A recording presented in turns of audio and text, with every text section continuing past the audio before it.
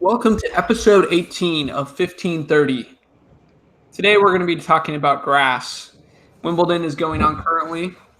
We're going to discuss what does it take to win matches at Wimbledon, what different strategy and tactics and what statistics matter the most. We'll also cover who's still in Wimbledon and who has the best odds to take home the trophy. It's been interesting with some of the big servers aren't doing as well as in years past. And some of the young guns are disappointing a little bit, but we'll get into those things as well and see which of the big three is playing the best and has the best odds of taking home the trophy. Matt, why don't you start us off with the stat of the day? All right, 84%. That's our stat. That's the average first serve points won by Fed, Joke, and Nadal during the round of 16 matches on Manic Monday. So everybody played on Manic Monday. That's why they call it Manic. That's really high. 84% of your first serve points won. If your opponent's not breaking into your serve at all like that, you're going to have a tough time beating them. So the big three, again, playing solid tennis, especially on their serve. So Fed had the highest. He was at 88%. And that's super high. That's crazy. Yeah, that's such a big difference. If you remember when we were looking back at Clay, a lot of people maybe were in their 60s or maybe 70s if they were doing really good, but in the high 80s, mid 80s, that's just insane. Like you're saying, you're not going to get broken, and you're just going to put more and more pressure on the opponent's serve. So that's amazing. The big three are playing great tennis. It'll be interesting to see which one of them come through. But speaking of holding serve easily and having a very high first serve percentage, backing up your serve, what's happened to the big servers, Matt? Seems like they've struggled a lot in this Wimbledon. Yeah, they're nowhere to be found. That's a good question. I don't really know. Query, I think, is probably the last one standing, and he has a big serve, but he has other parts of his game, I think, that play well on grass, and so probably the reason that he's been able to make it farther than the rest of them. But yeah, everybody's gone. Anderson, who else? Raonic, all these big servers who have traditionally made it far at Wimbledon have not. So, I mean, there are arguments that the grass is playing slower than it has in the past, and so making it easier to return their serves. But who really knows? Maybe everybody's just getting better at returning. I don't know. Yeah. Yeah, it's been interesting because, like you mentioned, Anderson and Isner, they were the semifinalists last year. Had that epically long match, I think it's 26-24 in the fifth. Right now, this year, they've changed it where in the fifth set you have to have a tiebreak at 12-all, which I don't think there's been a match that's gone that far, if I'm not mistaken. No, there was one that I thought was going to make it, but I think it ended at 8-6. Yeah, was that the Raonic Pella? That was an 8-6 ending. Oh, I think there was another one. Okay. So yeah, before that. Yeah, so there's been a few extra time matches, but not necessarily going to OT and the ultimate, the tiebreak. So, yeah, interesting. Anderson's been really solid on grass last little bit. Isner can occasionally go far. Both those guys lost pretty early. Karlovic usually makes it a little bit further. Obviously older, but didn't see him. Raonic, like you mentioned, he was a finalist in 2016. He lost to Pella, which is he's a grass quarter, or traditionally a really good clay quarter. But he's beaten Cilic and now Raonic. He beat him in the fifth set. Opelka was one that he beat, I believe it was Stan Wawrinka, 8-6 in the fifth as well. Huge serve. He had a decent amount of aces in that match, but then he promptly lost the next round. And like I said, Cilic lost to Pella. So, yeah, weird that the big servers are all out except for Sam Querrey, which, like you're saying, also has big ground strokes to back up his serve. Yep. And I feel like some of them have played each other. Opelka lost to Raonic, so you have these big servers going up against each other, knocking each other out. That's part of it, but that's a good point. Federer even mentioned yesterday, so he was playing the Italian Berrettini, who's 6'5" and hits a big serve. He was averaging around 130 miles an hour on his serves, but Berrettini only had 3 aces. And so Fed remarked how weird that was and how even though Berrettini had nerves because he got beaten pretty soundly, 6-1, 6-2, 6-2, usually the Berrettini could have relied a little bit on his they've gotten a few aces. So Fed thought that was odd. The weather, he said, was kind of cooler, so the court maybe wasn't as fast then. But yeah, a lot of people complain about the court speed this year, that it's slower for some reason. Again, like you said, you don't know if there's something to that or just if it's just not working out for servers this year. But it's also not working out for the young guns. So let's talk about how many of those guys have lost and when did they lose? All of them, and pretty much in the first round. Pretty much. Yeah, you got Zverev and Tsitsipas lost first round. Yeah, Felix Auger-Aliassime lost early. Fritz went out early. Team, I think he lost in the first round. First round. Kachanov. Yeah, all these guys, especially Tsitsipas. You say he's this mini Fed, an actual mini Fed. Yeah. And yeah, did not play Wimbledon this year. He's not playing. Which is funny because I think last year he made the round of 16 at Wimbledon. His first. He went far, yeah. He went really far. And it was funny. I was even reading some of the predictions that people had for slams and for winning Wimbledon, and most had Djokovic, some had Federer, and then there was one that I saw that said, "Hey, let's just go for it, Tsitsipas." And it's like, looking a little foolish now. I don't think that would have been a bad pick based on how the grass warm-up tournaments went, because I think he made it pretty far at Queens and lost to Felix, who he's lost to in the past. But yeah, just funny that him and Zverev, they're just, I don't know, just can't quite get it done now. And none of the young guns, like you're saying, can get it done. So it's back to the big three. Big three. Serious lack of consistency. Yep. And Stan Wawrinka, he lost in the second round to Opelka. So we really don't have anybody except for really Federer, Nadal, Djokovic. I guess who else is in the round of 16? We have Goffin.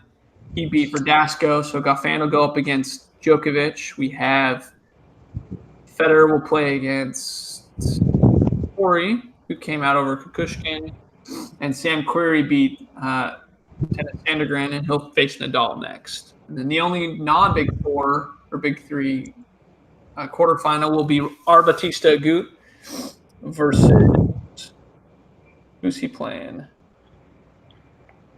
Playing somebody.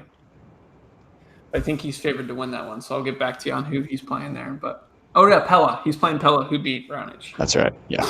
So there you go. So interesting. Don't know again why the young guns couldn't step up, but we'll just have to enjoy the big three doing some domination. So we'll go into next who the favorite in the tournament. So this is based on tennisstatistics.com. They use pretty much based on the ELO ratings, and it's surface specific. Djokovic right now is the first favorite to win Wimbledon at 43%. Sounds pretty high, but honestly, probably about right. Djokovic has been on a tear on grass ever since he won it in 2011. He has a better win percentage at Wimbledon than everybody, including 8-time winner Roger Federer. So he won it last year. He's playing really good tennis right now. He just seems like he's really tough to beat. Even those couple years that Fed made the final in 2014 and 15, Djokovic just edged him out in both of those matches, just a little bit better.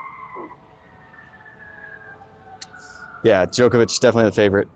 I think it's interesting, and he has dropped one set this tournament, and it was to our cots where. 1 second.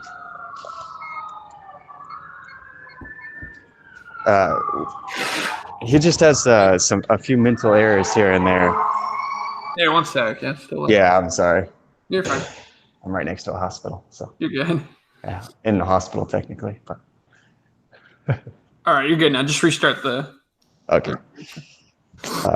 Yeah, so I guess just one concern I have for Djokovic is every now and then he just has some mental errors. He dropped a set to Urkats, which, one set in a whole tournament in the first week of a tournament, not a big deal. But if you take the stats just from that set, he wasn't serving as well and wasn't taking advantage of the break points he had. Urkats beat him out in winners and also had fewer unforced errors than Djok did in that set. And Urkats won in a tiebreaker, so it's not like it was a crazy mental break. But even in his first round, when he played Kohlschreiber, he was up 4-love in the first set and let Kohlschreiber back into the set. Kohlschreiber was able to break back hold pretty easily and threatened him again on a couple of serving games. And so you get into a point now, especially with the roughness of the court, with the grass being gone a little bit, things can happen. And so if you have those mental errors against Goffin or even, against one of the big three, a little bit more of a concern. So it'll be interesting to see how he plays. Like I said, it's Djokovic. He had one set of mental errors. I'm sure the rest of it, obviously, he played well, so I'm sure he'll do fine, but it'll be interesting to see if he can keep that clean slate and make it to the finals. Yeah, and Djokovic is one that's interesting, right? For the big three, for me, playing well. To me, Federer, right? He's Mr. Efficient, winning the points pretty quickly, doesn't make a ton of errors, right? Goes to net, so he's pretty efficient, and he ends the point pretty fast. Nadal fights for every point, right? These are kind of their strengths. Djokovic, to me, obviously a combination of those. He's got a decent serve, great, best return in the game, but to me, he's more like a marathon. Times that he's playing really badly, and he'll be battling in certain rounds, but he's just so good. He'll come out on top. He'll eventually find that consistency. So, and I think we've seen it where he can kind of struggle early in the major, but then by the time he meets Federer or Nadal, he's playing his best tennis. He peaks at the right time. So, like you're saying, if he does that against Federer or Nadal, could lead to some problems, especially his win percent on second serve that you have right up here is 29%. That's significantly low, especially when you compare it to his career average, especially when he won Wimbledon, close to 55%, basically. So obviously significantly lower. That's opponent's opportunities to attack that second serve. But again, I mean, we'll see, but I wouldn't expect him to play at that low of a level against Federer or Nadal. But if they do, they could give them an opening. Sure. Agreed. Let's see. And we kind of already talked about like the courts being worn down. So I guess we'll transition a little bit into. Well, wait, I didn't even finish talking about who was the next favorite. So the first favorite, 43%. Sorry, we're back up. Ed's the second favorite, 25%, which I think is probably right on because 8-time Wimbledon champion. Nadal's pretty close at 24%. I think that's due to the closeness of their ELO.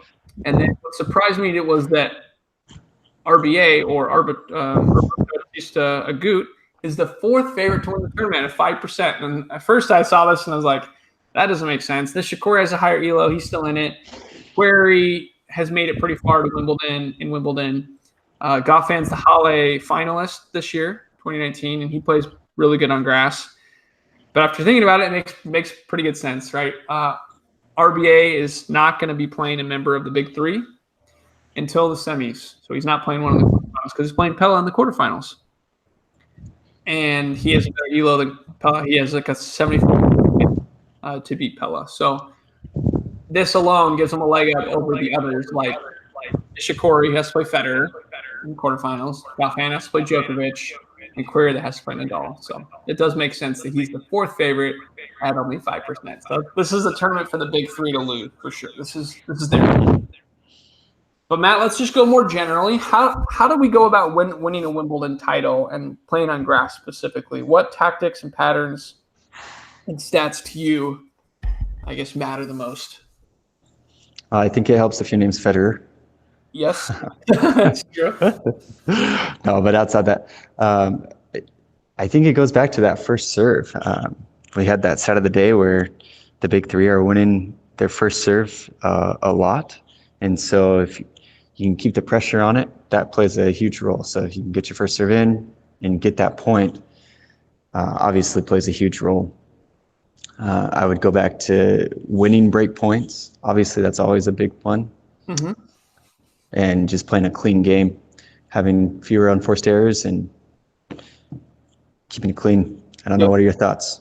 Yeah, I definitely agree with you on the serve. Like if I have to pick somebody that, like a prototype person to win Wimbledon, I would pick number one, a good server, right? Like you're saying, sure. You back up that first serve. You can win a lot of free points on the grass, and you don't necessarily have to go for speed. The slice serve is really effective, sliding out in the court. And Federer, of course, like you mentioned, he has the the best game, I think, that's suited for grass, the attacking style tennis.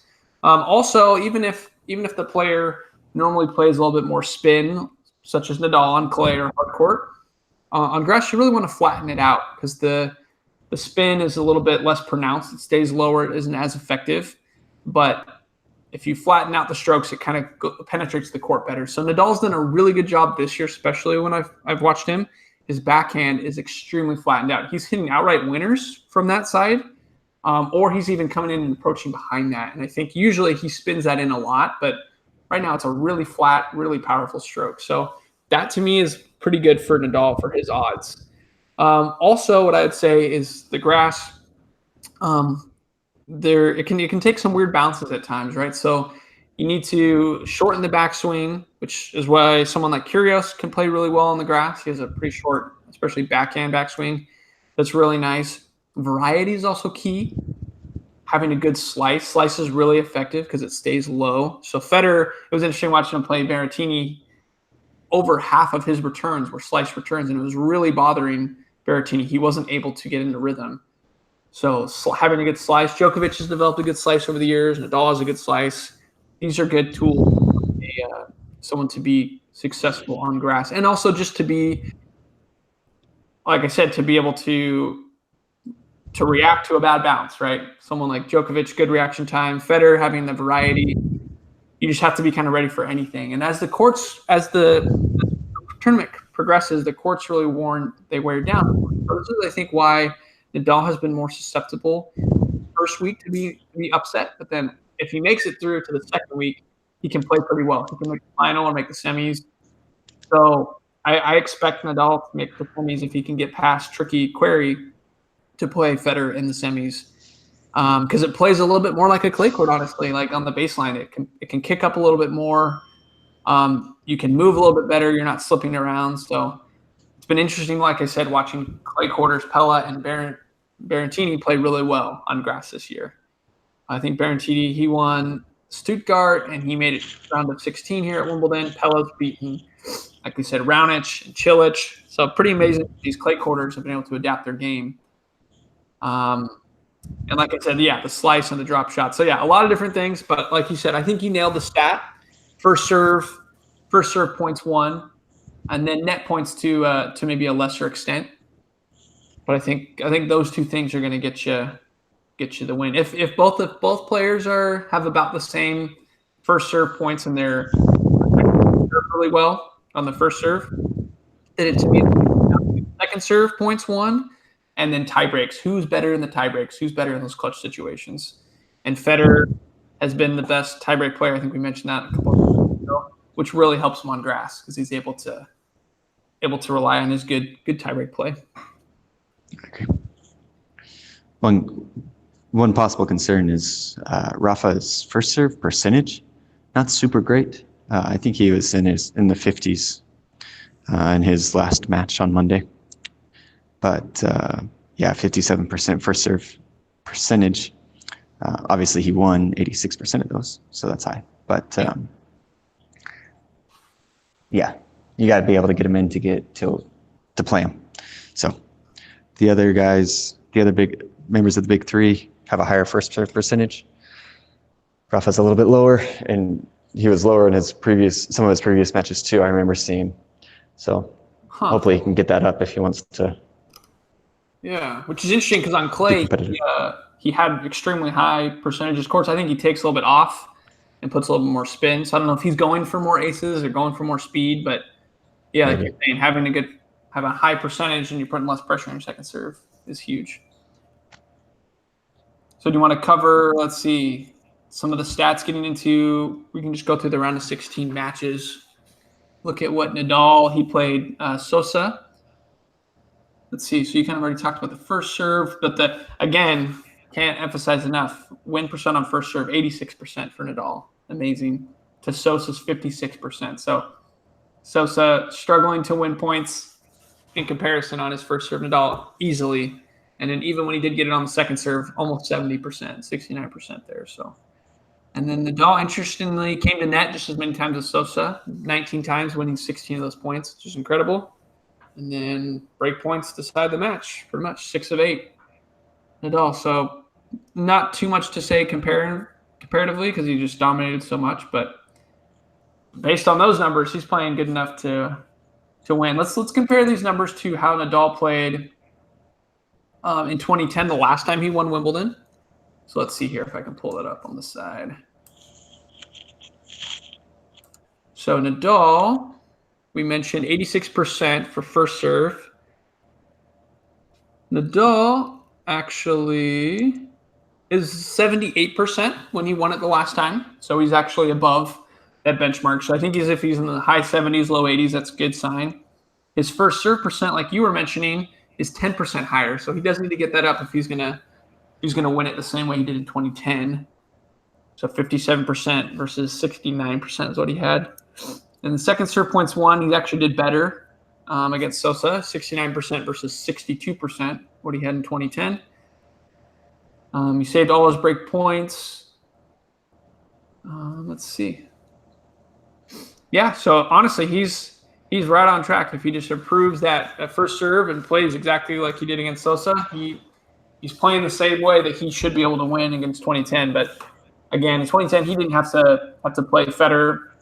I don't believe Djokovic, so we'll see if he meets up against someone better. But if he's playing against Querrey or Batista Agut or anyone else, he's playing good enough tennis to win. So let's go down. Did you have any more comments about Nadal? No, that's it. That's great. All right, let's go Federer. So Federer had an excellent match against Berrettini.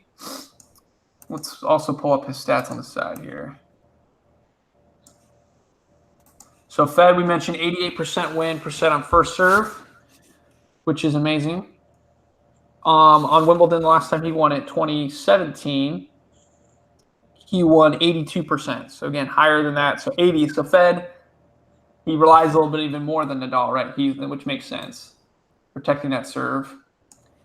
Second serve win percent, he had 68% against his opponent. In 2017, his was 67%. So right on track, pretty much the same. And then he saved, he won breakpoint 6 of 7.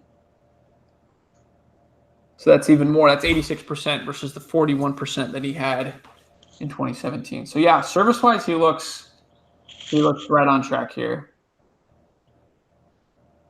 Aces, he had 5. Back then, he had 13%. Aces, I guess that's in a percent, not a number. So yeah, maybe usually a little bit more high aces. But again, the courts this year, maybe you'll have to find a little bit of a different way to win because there's not as many aces to be had on the courts this year. So he might just have to be a little bit more tactical, serving, doing the wide serve, slice serve, get him out of the court, and then come to net, finish the point in the open court. So yeah, again, these are pretty dominant numbers to compare. Federer, this match was over in like an hour and 20 minutes. And he won 80 points, 79 points to his opponent's 40. So pretty dominant performance. Yeah, the big three all put on a clinic. Yeah, he really did. And I thought this was going to be a trickier match for Federer. This guy's a big serve. He's played really well on grass, but nerves kind of got the best of him, and Federer just has a game. Are the two combinations you don't want to have. All right, so for Novak Djokovic, he played Humbert, the Frenchman. Yeah, and he only had 3 aces, which is again small. Not that Djokovic's a huge ace player, but you can see a few more than that. First serve in 70%. So he won last Wimbledon last year in 2018. His first serve percent was about the same, 71%. So he's right on target. Win percent on the first serve, he was the lowest out of the big three, 78%. And when he won it last year, he had 81%. So get that up a little bit, but he's close. The percent on second serve was amazing, 80%, higher than his first serve. That's unheard of. That did not happen in 2018. He averaged 55%, which is still a great number. Breakpoints won. He won 56%. 2018, when he last won Wimbledon, he won 37%, 38%. It's a little bit less.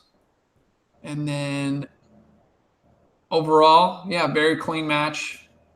Plus 11 net winners to unforced errors.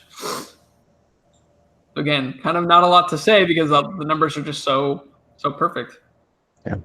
Something that is interesting though is Fed played the cleanest game. If you compare the big threes unforced errors, Fed had just 5, Rafa had 10, and Joke had 14. Kind of a incremental increase here.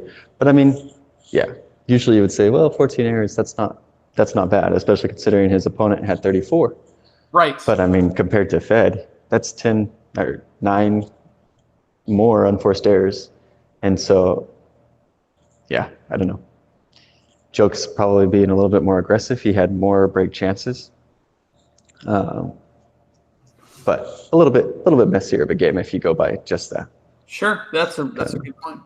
And then I've been neglecting return points, but Humbert only won 38% on his second serve. So Joke was really attacking that. So that means he won 62% of points won on Humbert's second serve.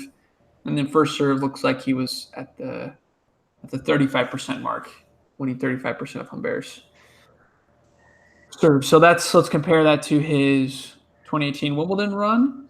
So what did I say? 35%, which is exactly what he won in 2018. And then second serve, he won 55%. He did better than that at 62%. So again, Djokovic, his strength is the return game, and he did that again against Humbert. So right. See how Goffin can perform.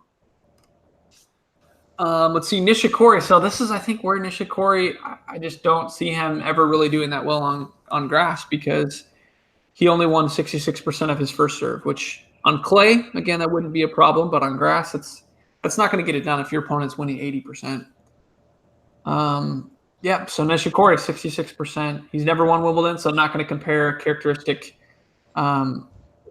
formula or statistics with him because we don't know if he needs to adapt his game to win on grass. But, yep, so 66%, which in my opinion is too low. 61% on second serve, which is excellent. Came to net 24 times and won 17 for a 71% net points, which is great. And ultimately it came down to break points because this match was actually closer than it seems, especially when you look at the points won and winners. They're pretty close, but he won 5 break points and Kukushkin only won 3. So he had a better conversion rate, 38% versus 27%. And they both had a lot, though. I mean, Nishi had 13 chances. Kukushkin had 11. Yep, it was a lot of break chances. A weird match. Like Nishikori was serving for it, and Kukushkin broke back and won the set. It was that Kukushkin did have 10 aces to Nishikori's 4, but yeah, I think it's just hard because Nishikori is so reliant on the rally game, and because that first he's not winning easy points. I expect Federer, despite Nishikori playing him pretty well, Nishikori's really only beaten him on clay and also on hard court, I believe, in Miami, but I just see Federer rolling through this one. This is a different game on grass. And then Goffin, he's been playing some pretty great tennis, especially on grass. Verdasco was also a tricky opponent. He plays really well on grass as well. But I said at the end of last year, keep an eye on Goffin. Here he is. Here's his chance. I'm just joking. He's a fun player. He's really good. Verdasco did have 18 aces, which is pretty great, but he still lost. So Goffin, 79% win on first serve. A lot of times we talk about Goffin's not the tall, he's not short, 5'11", but he's not super tall. Doesn't have the biggest serve, but hey, he's able to back it up. 79% win percent on first serve. Second serve, 48%. So he probably needs to improve that. Djokovic is going to be attacking that second serve. Net points, he was efficient, 72%. Break points, he won 3 out of 13, so not the best conversion rate, 23%, but he won just as many break points as Verdasco, 3. And then he did win more receiving points overall, 37%. So that's a pretty good mark for grass court tennis. So yeah, it was a pretty tight match if you're looking at the numbers, but I think ultimately he was able to protect his serve better than Verdasco, and that showed. Goffin's a great player. He does have good variety as well. He played Federer in the Hawaii final, and it was 2 sets, but it was fairly close. Yeah, for a little shout out to Verdasco, shouldn't have even been there on Manic Monday. He was down 2 sets and a break to Evans, and I think the second or third round, and came back and took it in 5 sets. But yeah, should have lost that match. Came back and won it. That was impressive. Anyway, just wanted to throw that in there. Yeah. And then Raonic Pella, this surprised me. Not necessarily that it went 5, because this was 2 sets to love, I believe.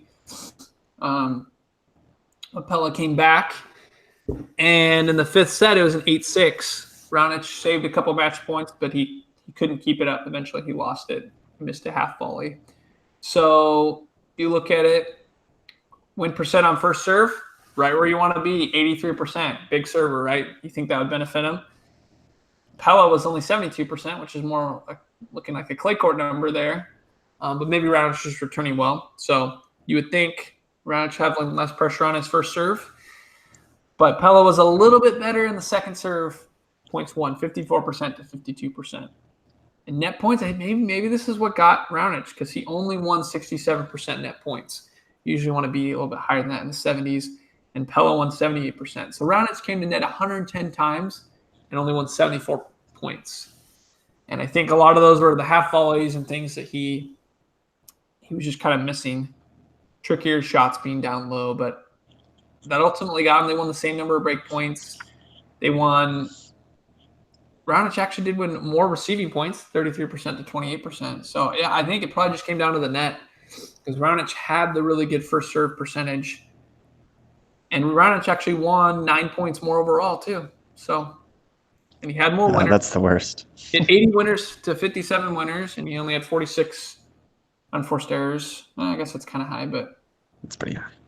But if you I guess it was 5 sets, right? If you compare the delta, that's only, what is that? That's 34. 33. Yeah. 34 for plus for Pella, and for Raonic it's, what is that? 40. No, it's 34. 34. So it's very, very same. close.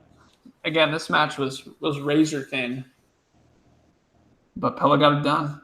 He did have some wicked passing shots. I will give him that. When I was watching it, I was amazed at some of the passes he was able to execute.